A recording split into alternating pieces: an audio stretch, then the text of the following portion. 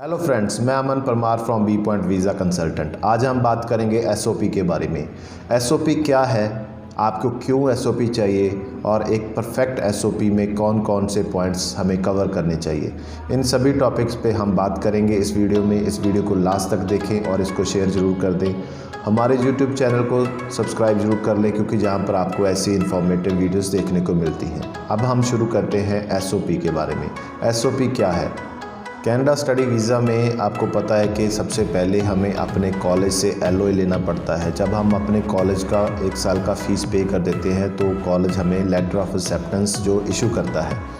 Letter of acceptance का meaning है कि उस कॉलेज ने आपका एडमिशन को एक्सेप्ट कर लिया है। अभी आपका फ़ाइल जो इमिग्रेशन में जाएगा, इमिग्रेशन में जो प्रोटेक्शन बॉर्डर सिक्योरिटी होती है, उसका काम होता है कि वो आपकी फ़ाइल को दोबारा से असेस करे और उसमें वो चीज़ देखते हैं कि ये जो स्टूडेंट है, क्या वो जेन्युइन स्टूडेंट है, इसका इंटेंशन कनाडा जाने का जो सिर्फ स्टडी है या कुछ और है।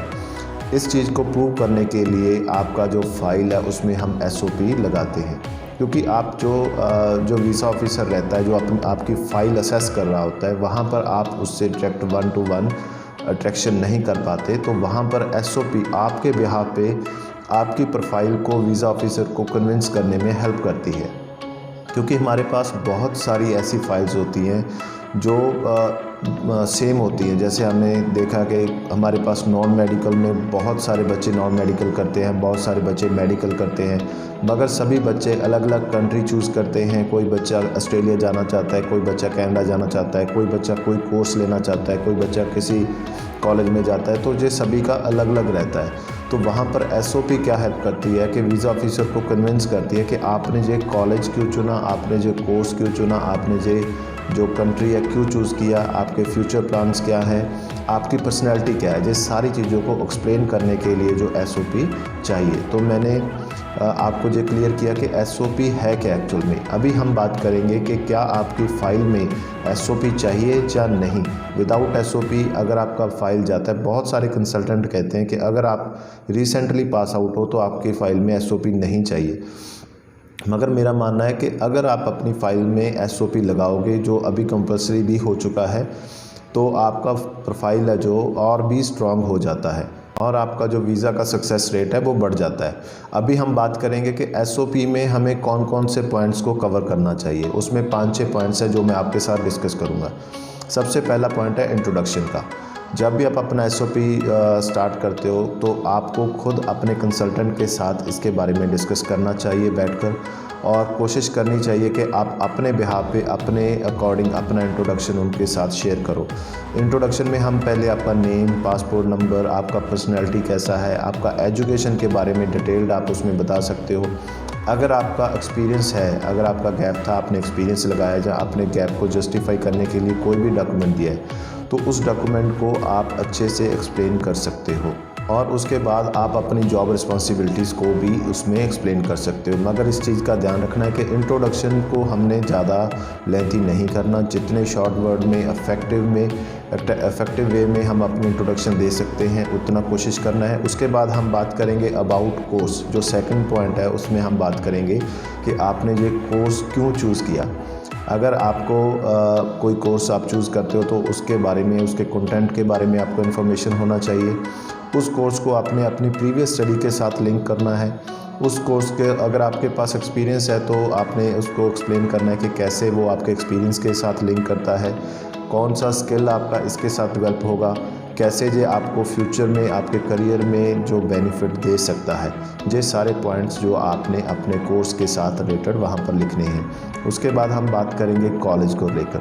आपने ये कॉलेज क्यों चूज़ किया, जहाँ इंस्टीट्यूट कोई भी यूनिवर्सिटी हो सकती है, कॉलेज हो सकता है, उसमें जो आपने पॉइंट डिस्कस करने हैं, जिसमें आपका फ़ीस स्ट्रक्चर हो सकता है, उस कॉलेज या यूनिवर्सिटी का लोकेशन हो सकता है, फैकल्टी हो सकती है। जो मेन पॉइंट है कि इस कॉलेज का ये फैकल्टी बहुत अच्छा है, उस कॉलेज का रिज़ल्ट हो सकता है, उस कॉलेज की फैसिलिटीज़ हो सकती हैं जो वो प्रोवाइड करता है आपको, इंटरनेशनल स्टूडेंट्स हो सकते हैं।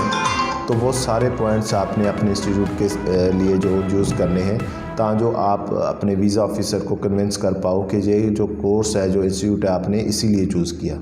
इसके नेक्स्ट जो पॉइंट है उसमें आपने लिखना है वाई अब्रॉड। क्यों आप जो कनाडा जाकर स्टडी करना चाहते हो, क्यों आपने कनाडा को चूज़ किया। तो इसमें आप बहुत चीज़ें जो मेंशन कर सकते हैं, जैसे इंटरनेशनल स्टडी का एक्सपीरियंस आप इसमें काउंट कर सकते हो। इसमें आप प्रैक्टिकल एजुकेशन को प्रेफरेंस दे सकते हो कंपेयर करें अगर इंडिया से। अदर और भी बहुत सारे पॉइंट्स हैं जो आप कनाडा के लिए फ़ीस स्ट्रक्चर को भी बोल सकते हो, वहाँ के एनवायरनमेंट को भी बोल सकते हो, उनके जो रूल्स रेगुलेशंस को भी आप बोल सकते हो। वो बहुत सारी चीज़ें हैं, मगर जहाँ पर एक चीज़ नोट करने वाली है, आपने कहीं भी ये चीज़ पूरी एसओपी में मेंशन नहीं करनी कि आपका इंटेंशन पीआर है। आपने हमेशा एसओपी में इसी चीज़ को कहना है कि मैं इंडिया वापस जाकर या अपने होम कंट्री जाकर इस चीज़ का जो बेनिफिट लूँगा। इसके बाद हम बात करेंगे आपके फ्यूचर प्लान के बारे में। ये बहुत जो मोस्ट इम्पॉर्टेंट पार्ट है इस आपके एसओपी का, क्योंकि पहले भी मैंने आपको बताया था कि हाँ बहुत सारे प्रोफाइल सेम होते हैं, एक ही उनका एजुकेशन होता है, उसके बाद वो कोर्स अलग लेते हैं, कॉलेज अलग लेते हैं। फ्यूचर प्लान में आप बता सकते हो कि आपका जो स्किल डेवलपमेंट, किस चीज़ का आप स्किल डेवलपमेंट होगा, कैसे आप उसको उसका बेनिफिट लोगे, कौन कौन से अपॉर्चुनिटीज़ आपको इंडिया में मिलेंगे, आपके होम कंट्री में कौन सी अपॉर्चुनिटीज़ मिलेंगे, वही चीज़ आपने एक्सप्लेन करनी है। आपने कनाडा का स्टडी एक्सपीरियंस ले लिया, कनाडा का वर्क एक्सपीरियंस ले लिया, उसका बेनिफिट आप जब अपने होम कंट्री वापस जाओगे तो आपको क्या क्या मिलेगा। आपने अपने कल्चर को भी उसमें मेंशन करना है कि आपका कल्चर कितना रिच है, उसमें आपके लिए जो अपॉर्चुनिटीज़ हैं वो सिर्फ ये बातें नहीं होनी चाहिए। अगर आप वहाँ पर लिख सकते हो कि ये मेरा स्किल है, ये मेरा फील्ड है, इस फील्ड में बहुत सारी अपॉर्चुनिटीज़ इंडिया में हैं, तो उसके रिलेटेड बहुत सारी वेबसाइट्स हैं जिसमें सैलरी जॉब्स के बारे में आपको इन्फॉर्मेशन मिलती है। उस जॉब्स का आप लिंक वहाँ पर शेयर कर सकते हो जहाँ पर आपका सैलरी मेंशन हो कि इस जॉब के लिए इतना हम सैलरी पे करते हैं, जहाँ जो भी जॉब ऑफर्स हैं वह आप वहाँ पर मेंशन कर सकते हो। लास्ट में हम बात करेंगे कंक्लूज़न का। कंक्लूज़न में आपको करना चाहिए हर एसओपी में, बहुत सारे जो कंसल्टेंट इस पार्ट को छोड़ देते हैं, उसमें आपने अपने इंडिया के बारे में, अपने पेरेंट्स के बारे में, अपने जो भी आपका जो मतलब क्यों आप वापस आओगे इंडिया, वो सारे पॉइंट्स इस कंक्लूज़न में आप डाल सकते हो। इसके बाद आपके पास जो रहता है कि जो आपका एसओपी है, जो आपने पहले तो मैं रिकमेंड करूंगा कि आप साथ बैठकर अपने कंसल्टेंट के साथ इसको रेडी करें। अगर फिर भी आप उसमें उनका हेल्प नहीं कर सकते अपने कंसल्टेंट का, तो उसको एक बार अच्छे से उनके साथ डिस्कस ज़रूर कर लीजिए, क्योंकि हो सकता है कि जब आप ट्रैवल करते हो वीज़ा लेने के बाद, तो जो वीज़ा ऑफिसर होता है, जो बॉर्डर ऑफिसर होता है, बॉर्डर सिक्योरिटी ऑफिसर, वो आपसे आपकी एसओपी के बारे में आपके साथ डिस्कस कर सकता है। तो आपको आपकी एसओपी में क्या लिखा हुआ है, कैसे उसको बनाया गया है, वो सारी चीज़ें आपने ध्यान रखना है। कोशिश की है मैंने कि आपके सारे डाउट्स, जो सारे क्वेश्चंस हैं एसओपी को लेकर, उसको क्लियर करने की। फिर भी अगर आपके मन में कोई भी डाउट हो, कोई भी क्वेश्चन हो, तो आप हमें एसओपी के लिए कॉल कर सकते हो। हमारे नंबर नीचे फ्लैश हो रहे हैं, हमारा ईमेल आईडी है, तो हमें आप अपना प्रोफाइल शेयर कर सकते हो, हम आपका एसओपी बनाने में हेल्प कर सकते हैं। और इसके कोई चार्जेस हम आपसे नहीं लेंगे। अगर आप हमसे हेल्प लेना चाहते हो तो हमें खुशी होगी। हमारे यूट्यूब चैनल को सब्सक्राइब ज़रूर कर लें, क्योंकि जहाँ पर आपको ऐसी इंफॉर्मेटिव वीडियोस मिलती हैं। Thank you so much.